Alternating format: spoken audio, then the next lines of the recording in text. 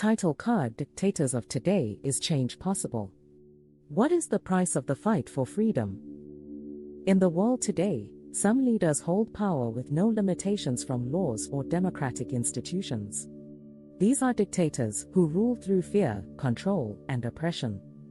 Let's look at some of today's most influential dictators.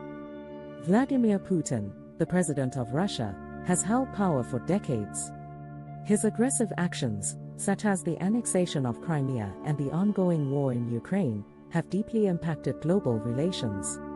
Under his rule, political freedoms are restricted, and opposition is silenced. Xi Jinping, president of China, has consolidated immense power. He removed term limits and solidified his leadership. Under his regime, China has become more closed, with increasing control over media and severe restrictions on freedoms. Kim Jong-un rules North Korea with fear.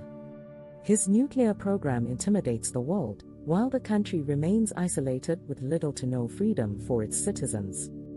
Alexander Lukashenko has been in power since 1994.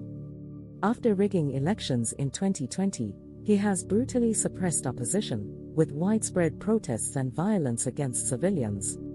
Nicolas Maduro's rule over Venezuela has led the country into an economic collapse. Yet, despite international sanctions and protests, he holds on to power, controlling military and media forces. Bashar al-Assad has left Syria in ruins after years of brutal civil war. Supported by Russia and Iran, he continues his reign with violence, chemical weapons, and mass killings. Although Robert Mugabe passed away in 2019, his legacy as a dictator still impacts Zimbabwe.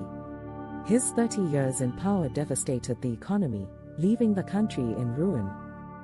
These dictators control their nations with fear, repression, and impunity. But the global fight for human rights continues. Even in the darkest times, there is always hope for change. Dictators of today: can change happen? What is the cost of freedom?